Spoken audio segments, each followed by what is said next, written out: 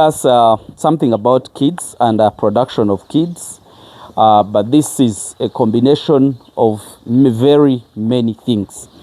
There is a person bought goats some time back, and before that person took the goats, I gave him instructions and plans on how you're going to manage goats. My people, my fellow farmers, our clients, our friends, don't take these words for granted. They are very, very important animals. Cameraman, show these people this kind of goats. The reason why I'm showing you those goats, there is my friend that started goat farming. It's now clocking to a year or 2 months. Sorry, or a year to 1 year and 2 months.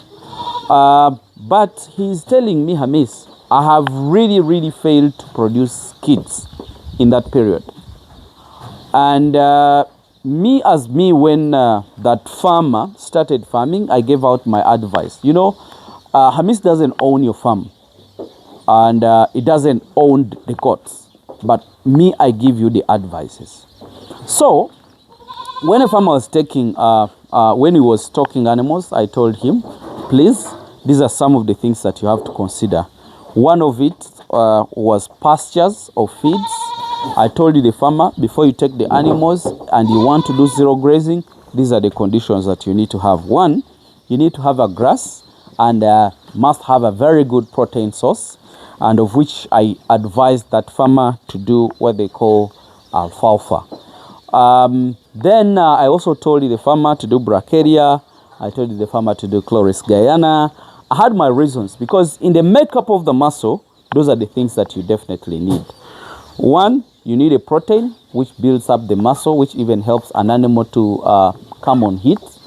Then the carbohydrates, which are the chloris guyana, the maize, those really help an animal produce a lot of fat, and which is energy. And whichever condition of the farm, in whichever condition of the body, it needs energy, because even in digestion it needs energy. So that means an animal is supposed to have a protein source, is supposed to have a carbohydrate source, and then other vitamins.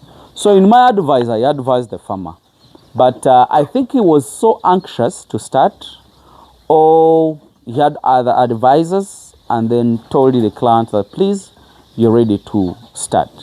I'm not saying this in a bad heart, but people are being advised to do what they call napier. And in my experience in the rumen of these animals, most of the time they don't utilize the wet grasses or the moist grasses more.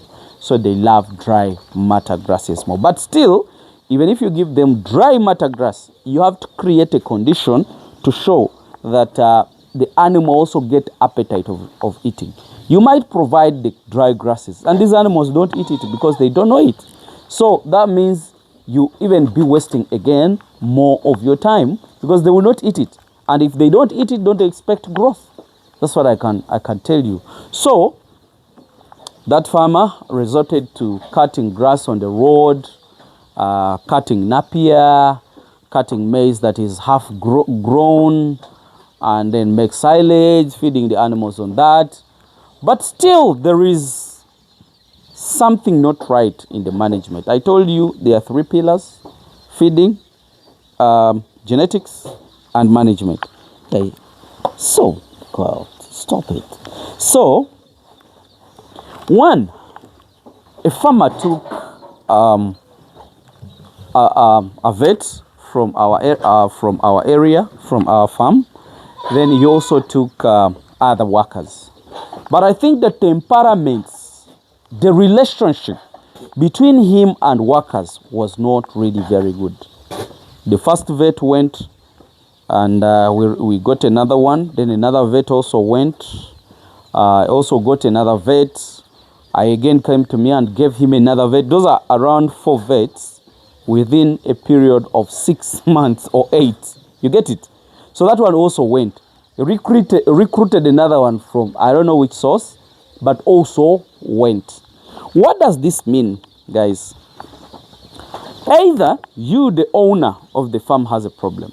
It's the same like you can get married to a woman, goes, then another one comes and go, another one comes and go, another one comes and go. If you marry around 4 women, and they are all going, who has a problem? Like, it's just a question. You also have to check out yourself. You're not right. Because if all workers come and go, you get it? You need to check out yourself. What could be the cause of that?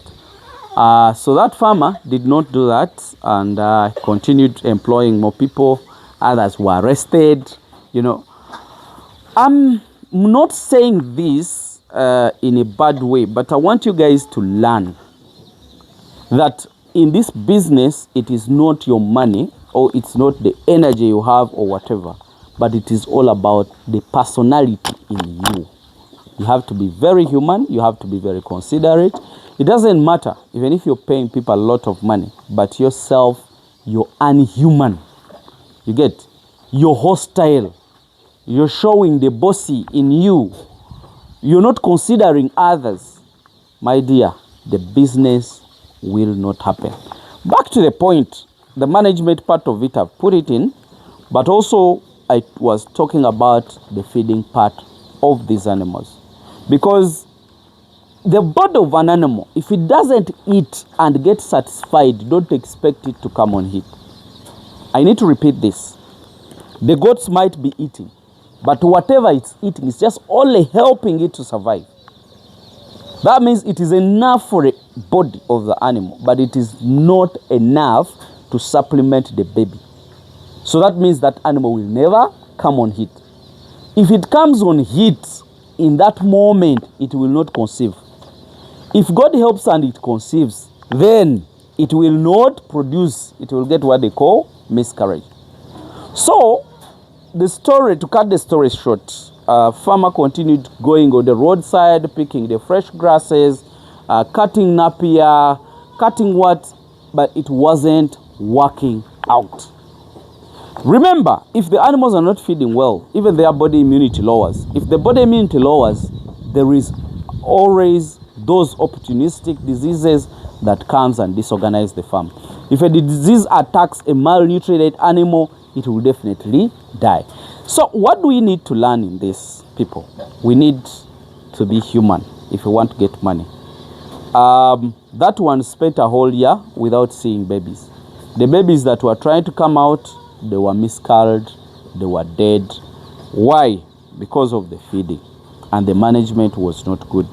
The management, I suspect it was because of the director.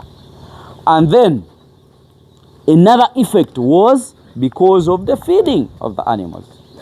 So you might condemn that I think these animals don't produce. But most of us, we are producing.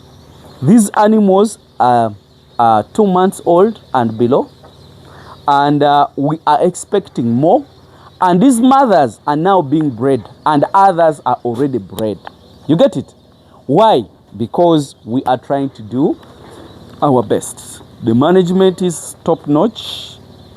We follow the procedures, and then the genetics, of course, is perfect, and the nutrition is really very good. So these animals stay home.